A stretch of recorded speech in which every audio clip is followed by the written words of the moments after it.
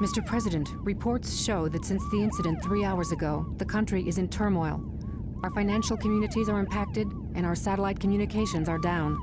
An emergency meeting has been called. Mr. President, this is a national crisis. Spare me the details. Exactly just what is it that you want? Dr. Eggman. Well, let's just get down to business then, shall we, Mr. President? I won't bore you with all the details since I know you are a very busy man. Mr. President, my demands are quite simple. Surrender to the Eggman Empire and make no attempts to resist. Otherwise, your country will cease to exist. You have 24 hours to give me your answer. No way! What the?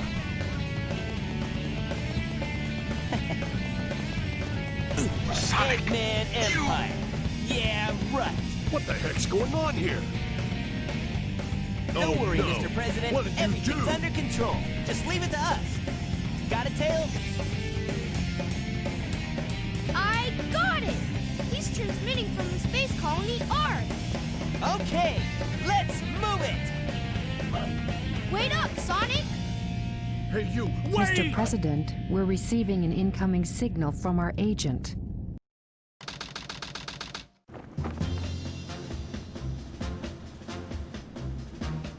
Inside that pyramid? I saw Eggman go inside the pyramid. And more importantly, I saw that Batgirl go inside with him as well. Well, you saw them too, right? Well, yeah. We should be able to get into outer space from there. I don't know what this space colony is all about, but I'll find and destroy that cannon, and then kick their Imperial butts. All right. I'll go and find the entrance.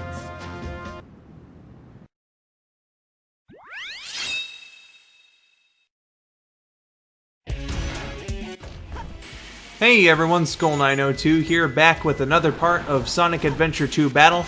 This is part 10. Again, the longest part, pre-commentary and probably post-commentary as well.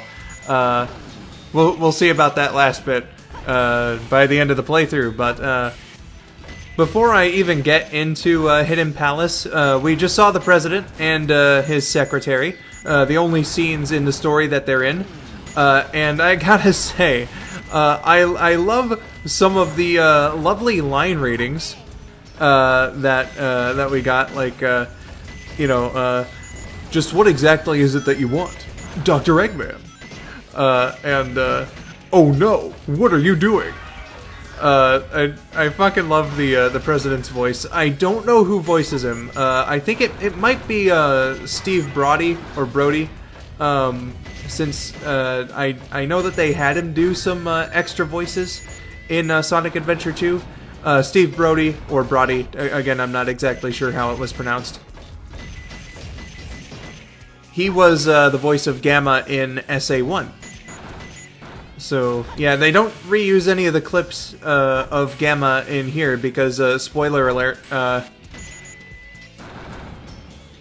there's gonna be like a different version of Gamma, the E1000, as an enemy in the caves here. I think he appears in Pyramid Cave only.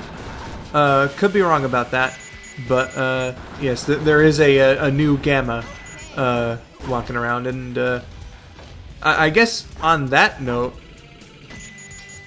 it's kind of like perhaps Eggman just never found out what exactly that Gamma did toward the end of his story in SA1, and he just always thought of Gamma as like this really good, loyal, faithful servant of his, and sort of reveres Gamma in a way. So that's interesting.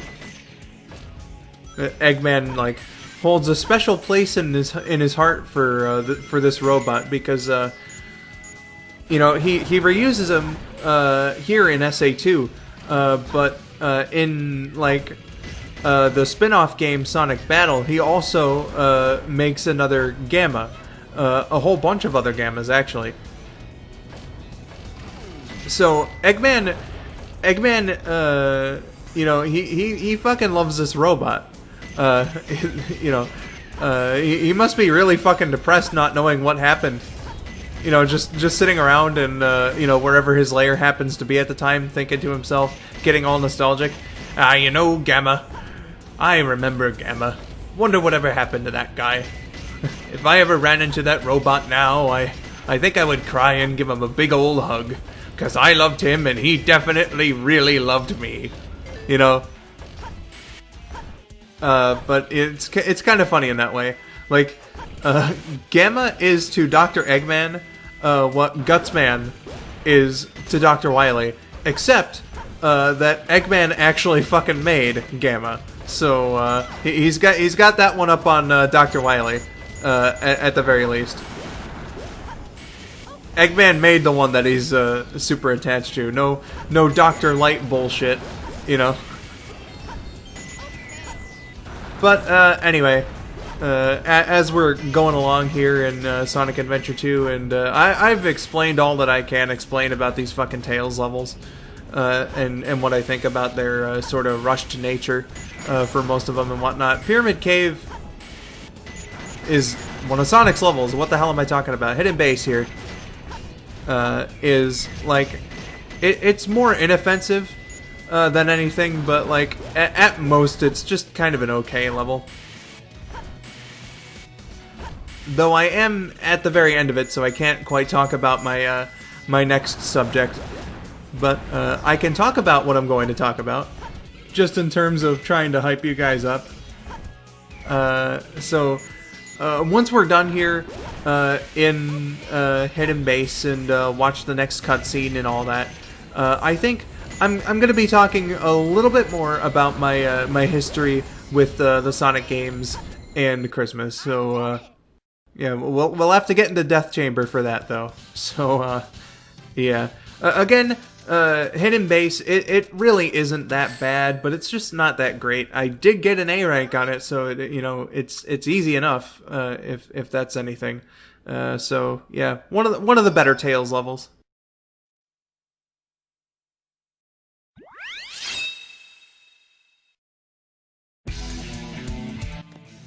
I'm a fucking moron.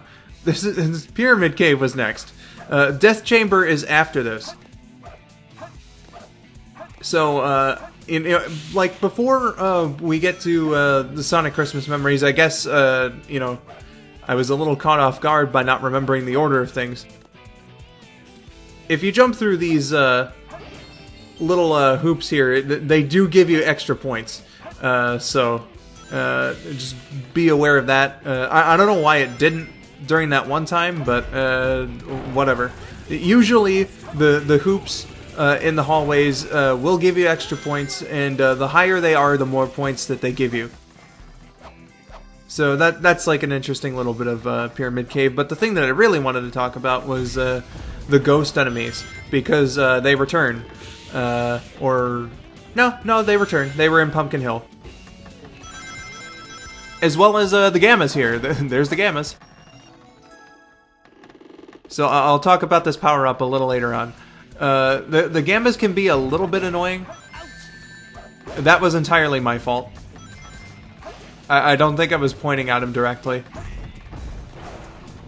for the homing attack there, but sometimes they can get you.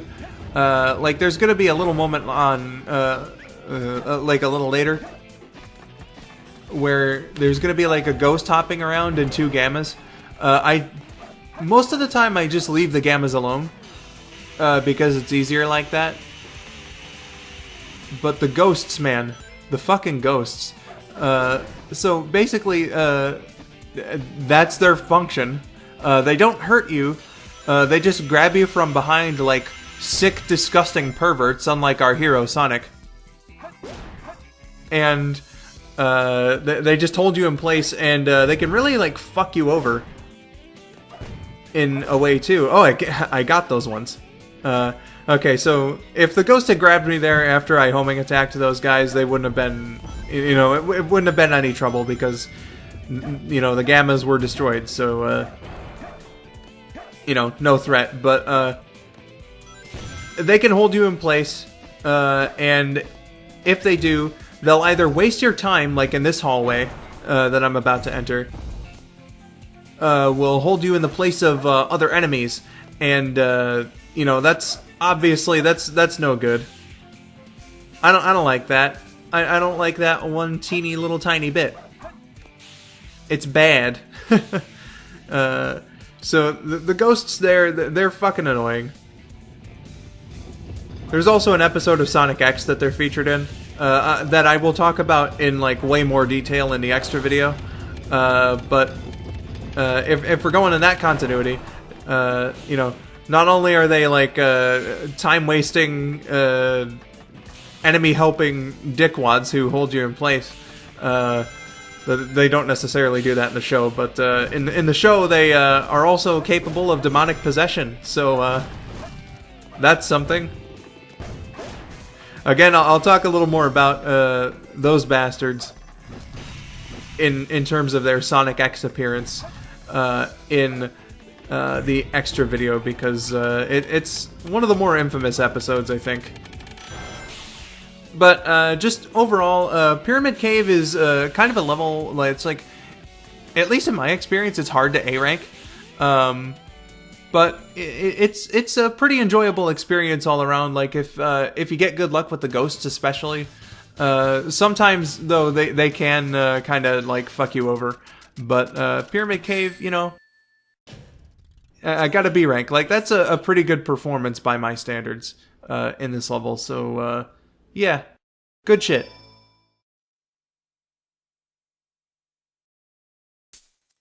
Looks like we're heading toward the center of the base. That egghead sure loves mechanical things, doesn't he? I'll bet he has 1 or 2 spaceships lying around here somewhere. The door's locked. We need a key to get in there. No problem. We can find it. Right, Knuckles? What? Why do I have to find the key? We're counting on you, buddy. The world's greatest treasure hunter.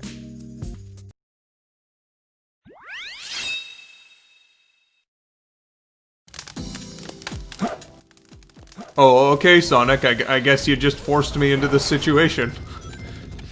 No help from you or Tails or Amy or anything. Motherfucker.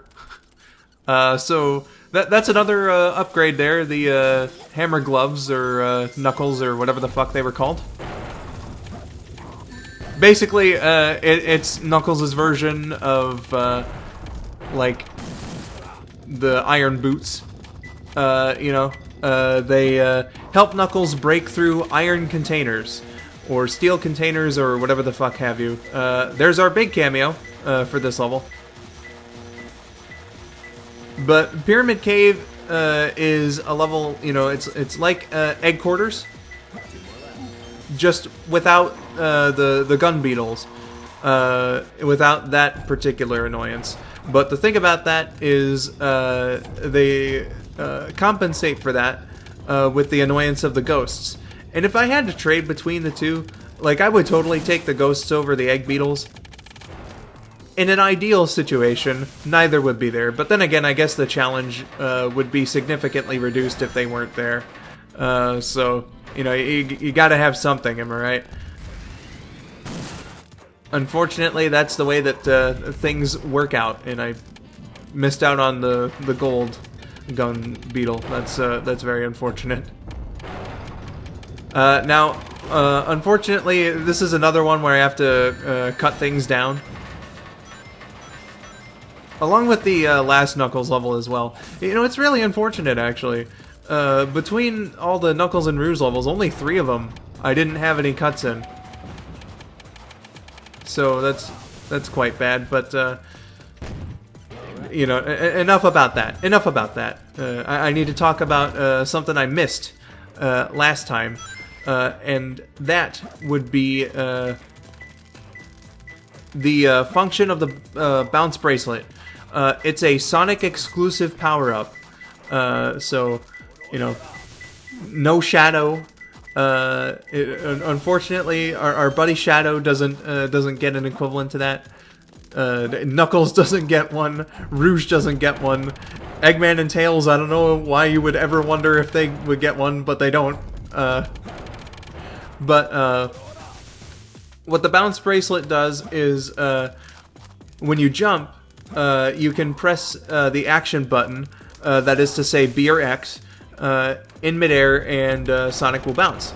You get like 2 bounces a fight. So like your first bounce, you'll go up like higher than a standard jump, at least I think anyway.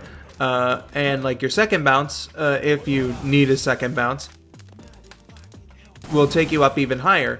So like ultimately speaking, it's a really useful, helpful power-up.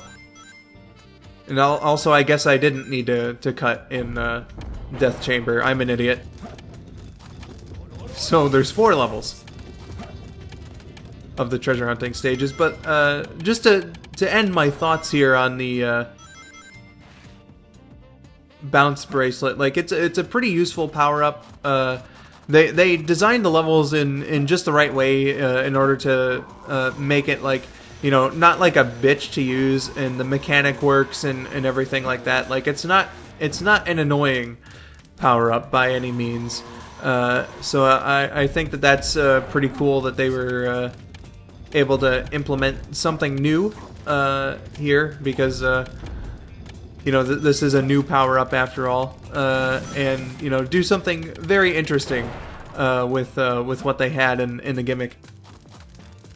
Unfortunately, since the adventure-style gameplay didn't return for more than one other game, it doesn't appear in, you know, more than one other game. And god damn it, I attacked that gamma and it activated a hint, which affects your rank, by the way. I don't know if I mentioned that in the treasure hunting levels.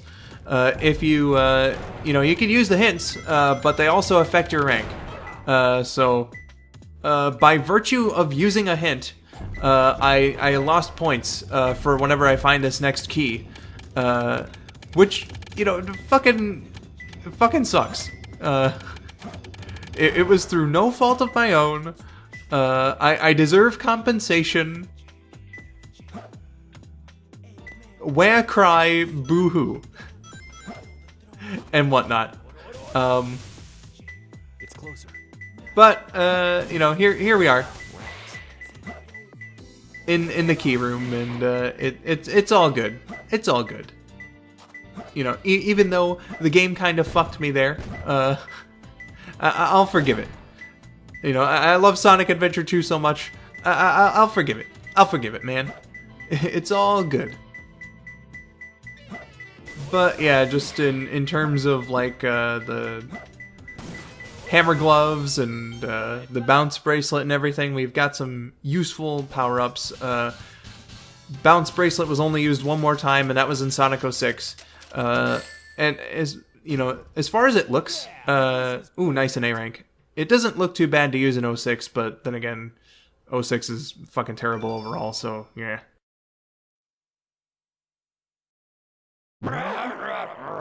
Huh? Who's there? What the... a ghost?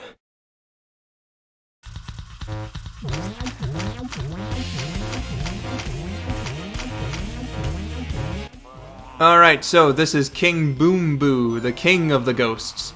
And Jesus fucking Christ. You know, he's not too much of a bitch to deal with now, especially that I'm experienced, and I've beaten the game, you know, my fair share of times and everything. But when I was first going through Sonic Adventure 2 back in the day, oh my god, this guy was like one of my first major roadblocks in the game. You know, it took me fucking forever to beat him.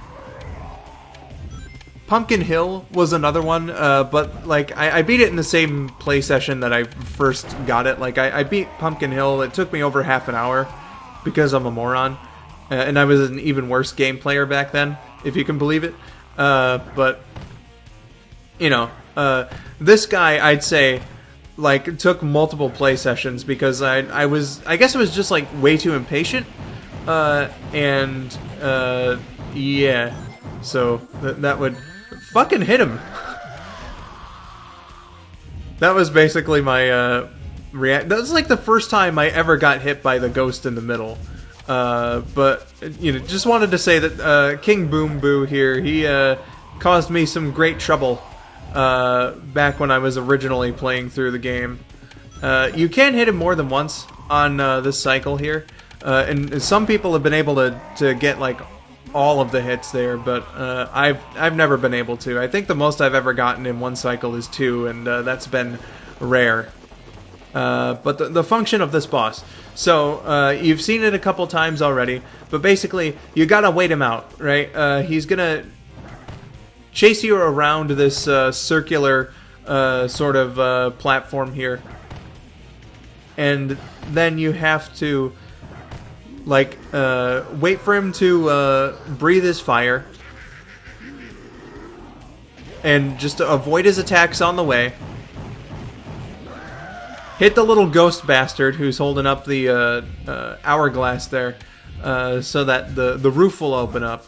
And when the sunlight comes in, King Boom Boo here will turn into a shadow and try to like avoid your wrath. You have to dig into the shadow in order to you know, get his physical form out.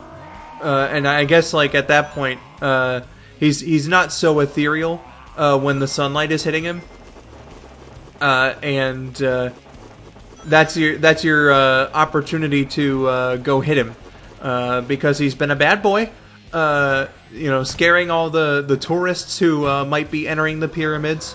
You know, they paid a lot of money to go on this fucking vacation, and here's this asshole just being like, don't disturb my home. I was buried here thousands of years ago.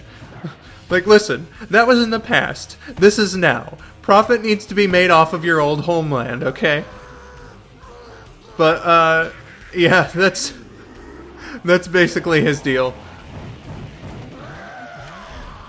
Sometimes you need to dig him up from the ground. Sometimes you need to dig him up from the... Is it even a pillar? Like, is it too wide to be a pillar? But whatever, you just need to dig him up and bap him a few times. If you're patient about it, it'll all work out in the end. This is a fairly enjoyable boss battle when you're not a dumbass 14-year-old who doesn't know how to play video games.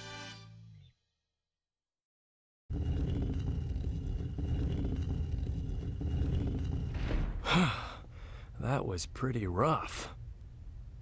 We did it! Let's go! Sonic, what the hell? So it wasn't just some bad ending thing. You're a downright pervert. I should have probably figured after you hooked up with one of Big's beach honeys back in SA1, but I gave you the benefit of the doubt. Maybe he didn't know she was already with Big and cheated on him to get more money. Well, now I know how it truly is, and I must say, Sonic, that your actions are disgraceful. Now face this next boss, stop the Eclipse Cannon, and redeem yourself, young man. Your voyeuristic tendencies in the pursuit of ass will not be tolerated in this household. Yeah! You little thieves. Did you really think you'd get out of here alive? Come and get some, Eggman. Sonic! Just leave it to me. This time, I'll take your lives as well as the Chaos Emerald. I call on you to destroy these pests. Come off my servant.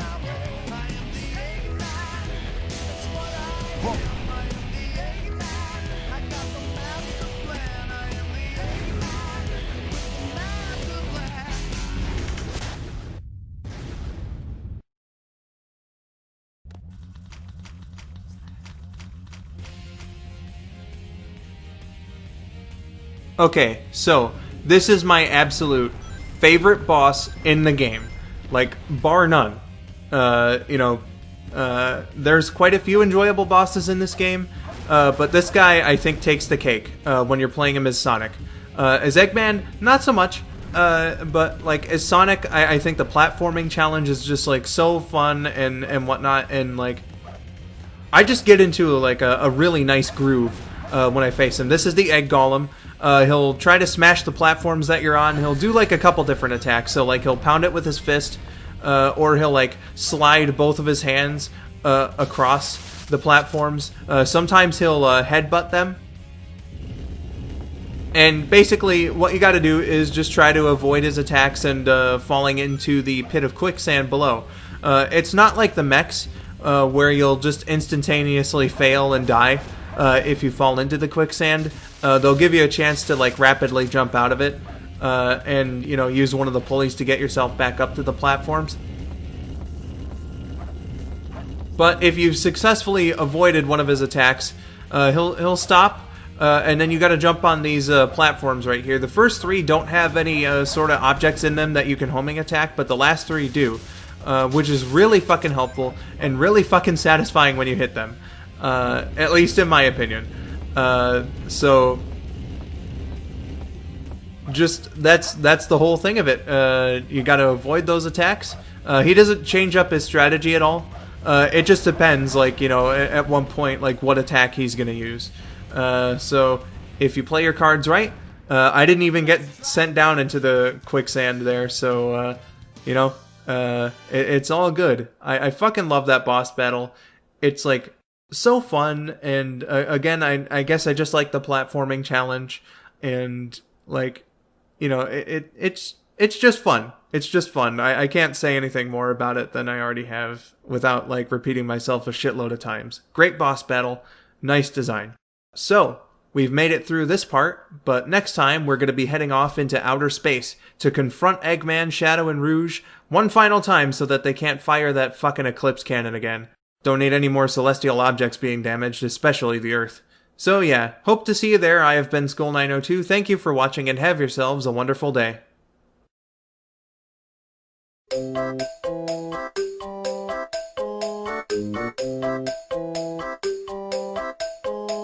How do I raise Chow?